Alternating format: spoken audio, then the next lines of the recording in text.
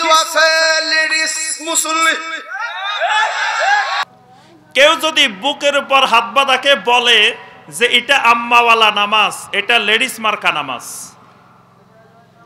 তাহলে বুকের উপরে হাত বাঁধার কি আল্লাহ রসুলের কোনো হাদিস নাই? কি আছে কিনা? যদি না থাকে তা আমাদের দেশের অর্ধেক জনগোষ্ঠী, আমার মা বোনেরা সবাই বুকের উপরে হাত বাঁধে নামাজ পড়ে, পড়ে না? পড়ে না? কি ধরেন হানাফি মাযহাব অনুসরণ করে এই মহিলারা, মায়েরা সবাই বুকের উপরে হাত বাঁধে নামাজ পড়ে না?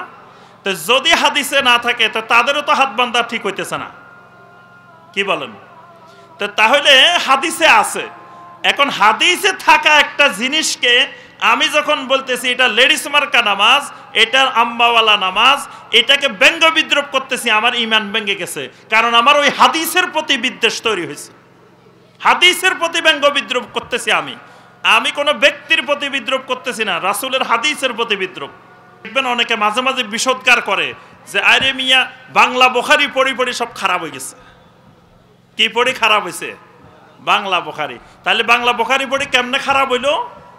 ওই যে সহিহ আল বুখারীতে সে হাদিস পাইছে আমিন সশব্দে বলার, সহিহ আল বুখারীতে সে হাদিস পাইছে রাফলিয়া দান করার, এগুলা করি সে কাজগুলো শুরু করে দিছে। তাহলে সে মূলত পারতেছে না বুখারীর হাদিসগুলো মুছে ফালাই দিতে, কারণ এখন আর দুনিয়াতে বুখারীর হাদিস মুছা সম্ভব না।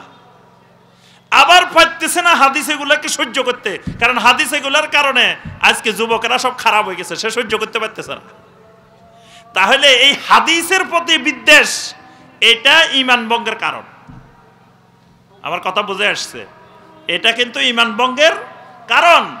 এই জন্য কারো যদি কোনো হাদিসের প্রতি বিদ্বেষ তৈরি হয়, এই হাদিসের প্রতি বিদ্বেষ থেকে দেখবেন অসংখ্য হাদিসের ইখতিলাফি আমলকে অনেকে ঠাট্টা বিদ্রুপ করে, হাসি তামাশা করে, বিভিন্ন রঙের ব্যঙ্গ বিদ্রুপ করে কথা বলে, তুচ্ছ তাচ্ছিল্য করে কথা বলে। এই কথাগুলা বলা ঈমান ভঙ্গের কারণ। তাহকিম, হুকুম, তাহাকুম, তাহকিম। তাহকিম মানে ফয়সালাকৃত সিদ্ধান্ত, ফয়সালার মজলিস। যেমন সূরা আন-নিসার 65 নম্বর আয়াতে আল্লাহ পাক বলছেন, ফালা ওয়া রাব্বিকা লা ইউমিনুনা হাত্তা ইউহাক্কিমুকা ফীমা শাজারা বাইনাহুম সুম্মা লা ইয়াজিদু ফি আনফুসিহিম হারাজাম মিম্মা কাদাইতা ওয়া ইউসাল্লিমু তাসলিমা। ফালা ওয়া রাব্বিকা লা ইউমিনুন, আপনার রবের কসম তারা কোনোদিন ঈমানদার হইতে পারবে না, তারা কখনো ঈমানদার নয়। অর্থাৎ আল্লাহ পাক ফতোয়া দিয়েছেন এদের ঈমান ভেঙে গেছে। কাদের?